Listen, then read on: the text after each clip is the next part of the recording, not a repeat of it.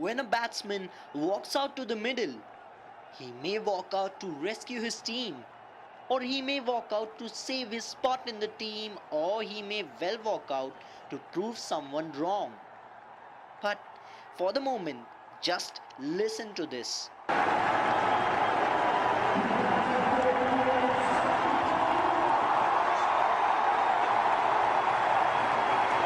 When you just close your eyes and hear a deafening cheer for somebody in any stadium around the globe, you'll come to know that he's not a mere somebody. The amount of love, the amount of passion can only be for a man who has carried the burden of expectations, the man who has carried the prayers, hopes, desire of 1.2 billion people who support him in India and other millions around the globe. And yes, today we are talking about Sachin Tendulkar. The very moment of 1983 when Kapil Dev lifted the World Cup in the balcony of Lords, capturing the minds of many youngsters in our country, including a 10-year-old Sachin, who up to that time was interested in tennis. Even he claimed later that this very moment laid the seeds for him to do something in order to bring pride to his nation. To divert the energy of his extremely notorious brother, Ajit took Sachin to Ramakant Ajrekar, where he was introduced to rigid training, polishing his talent, working for hours and hours in the nets. His hours of batting and his love for the game took him to unbelievable heights. He, along with his teammate Vinod Kamli, had a partnership of 664 in a school game where Sachin was unbeaten on 326, and the child prodigy was not done yet. He scored his Ranji 100 in his debut match at the age of just 15 years and 232 days. He was the talk of the town, and the teenage complimented his form by scoring hundreds in his first Deodhar and Dilip Trophy, and thus he became a serious contender for a spot in the Indian Test team. Got picked up for Indian tour. Me and Vakar looked at each other and had a chat. 16 years old is 16 years old. Come on. He was a young boy. I mean, no moustache, no shaving when he first walked onto the field. And I did ask him when he came out to bed, have you took permission from your teacher? You just heard what Wasim and Vakar were thinking about this child prodigy, and to be honest, actually they were not wrong. I mean, can you believe it? A 16-year-old kid was going to face the brutal bowling attack of Wasim, Vakar and Imran. Well, he did score 15 in his first international innings, but by the time he reached Sialkot for the final test match of the series, his nose was broken and blood was gushing out of it due to a bouncer by Vakar Yunus. And this is where he showed strong character and strong willpower and continued to bat, scoring a 50. And by the end of the tour, everyone realized that yeah, this kid can definitely bat. If there was any question mark still remaining, he answered it with his first test century, which actually did saw the beginning of that long list where he would be the sole survivor battling it out in the middle for the team. Here also he made 117 in Old Trafford when India was playing just for survival, having already lost 6 wickets for 183, chasing 408. 17 years and 112 days. One of the youngest ever.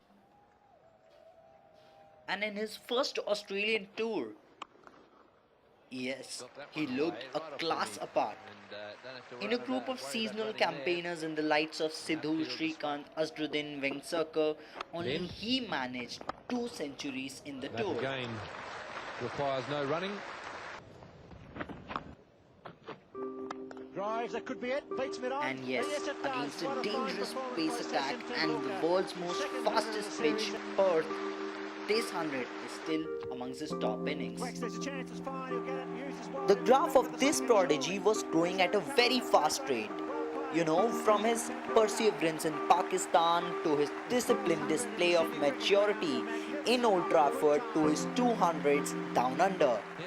It clearly sealed the fact that this young kid was something very, very special. But his life was going to change forever. And his journey to become the greatest limited over format player began when just before a match against New Zealand, Navjot Singh Sidhu twisted his ankle and Sachin got a chance to open the innings.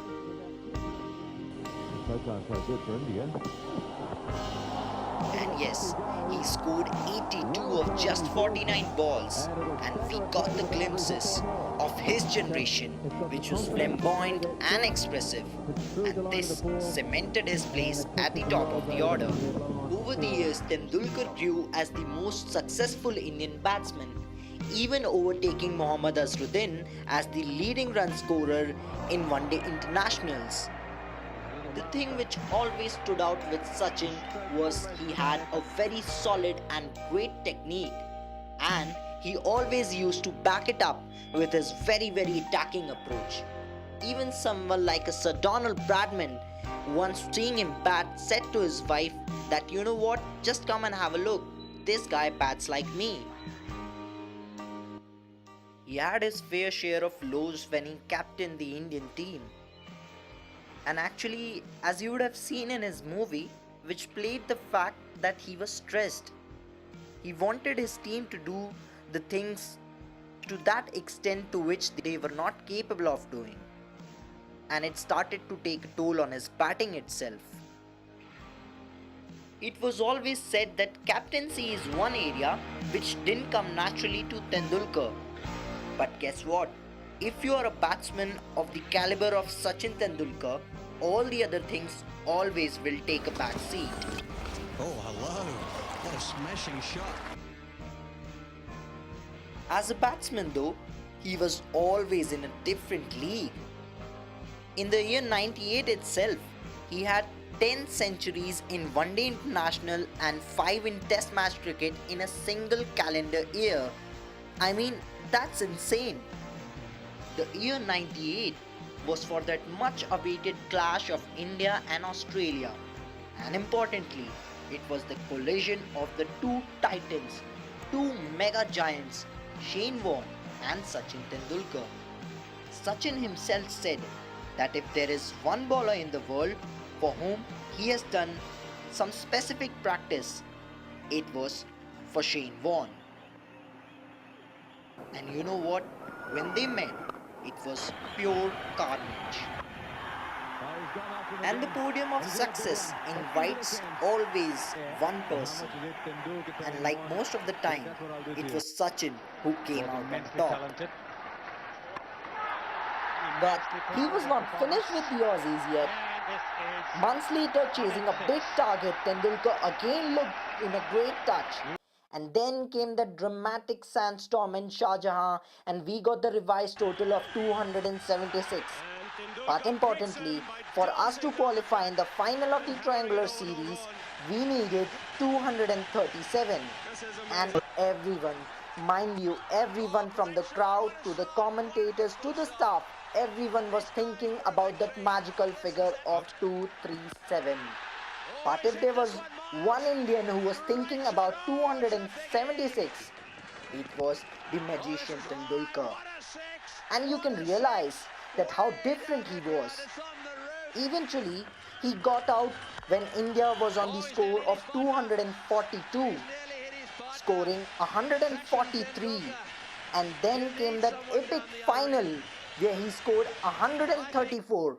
And mind you, those were single-handed victories which saw the beast that is Sachin Tendulkar.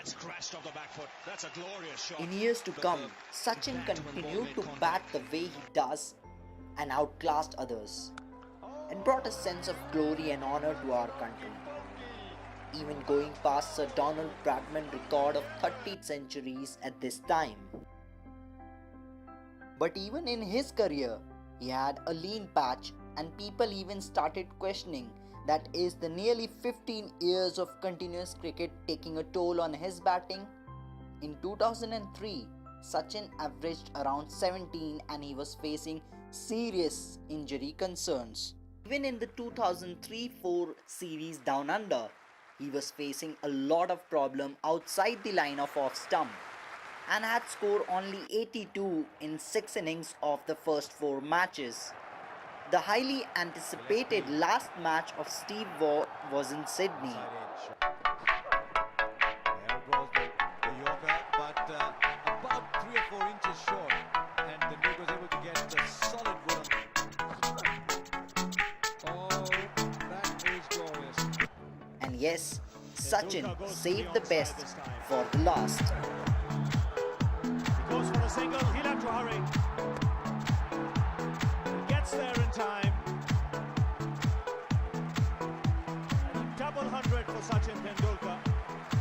His third in Test match cricket. The run fest for the Master continued across all the formats.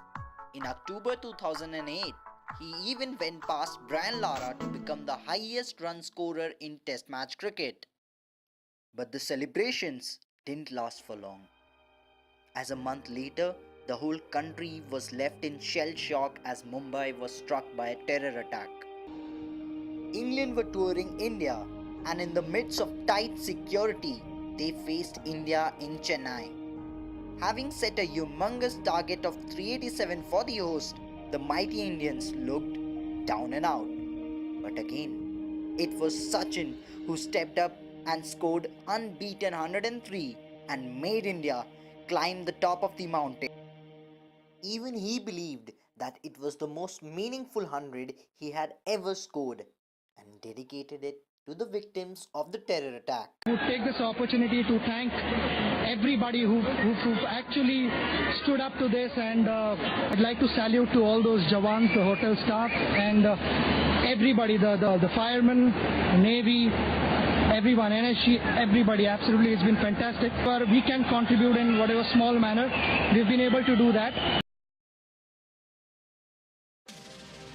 But the time was changing very quickly, and so was the demand of young fans. IPL became the answer to all questions, and the slam bang cricket had everything which made cricket entertaining. People thought that maybe someone like a Tendulkar might not be able to fit in the scheme of things. But sure he did, and even capturing the orange cap in the 3rd season of IPL.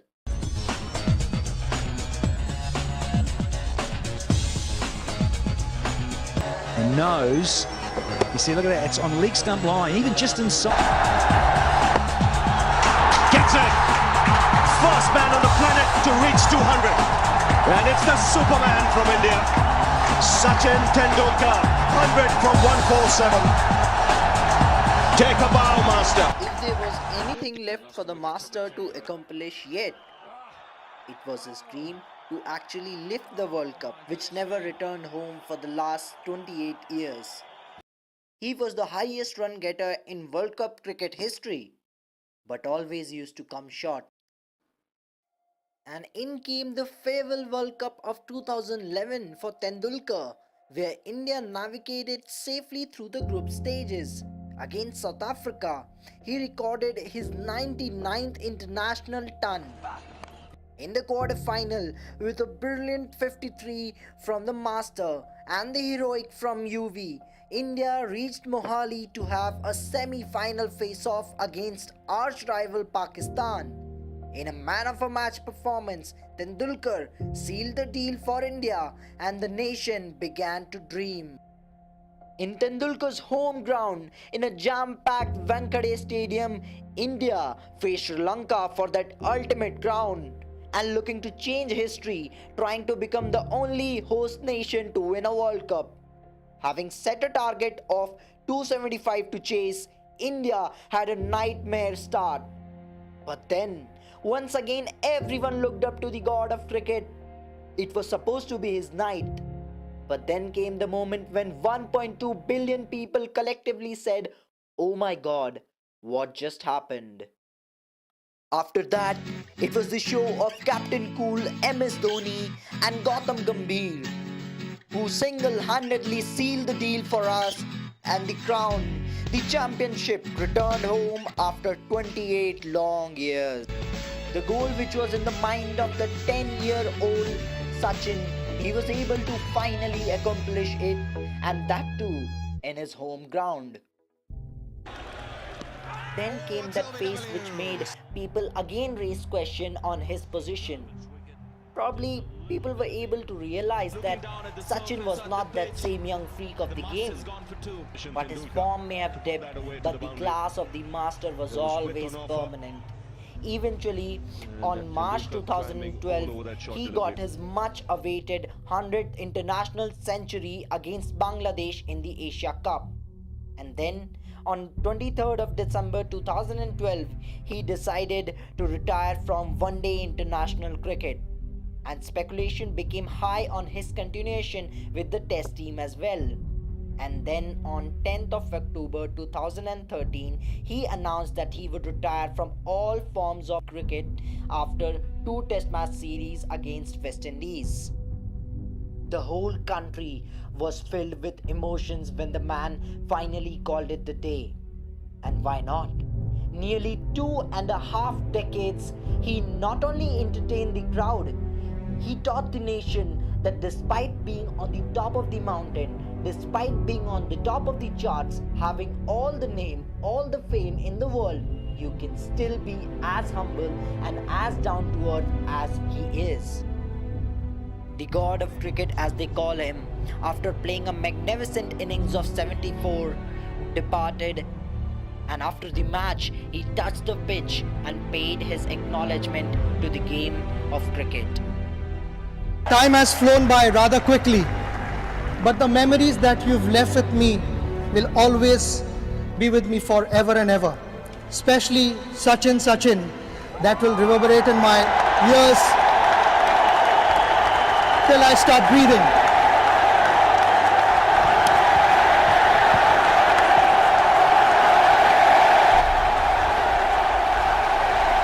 Goodbye.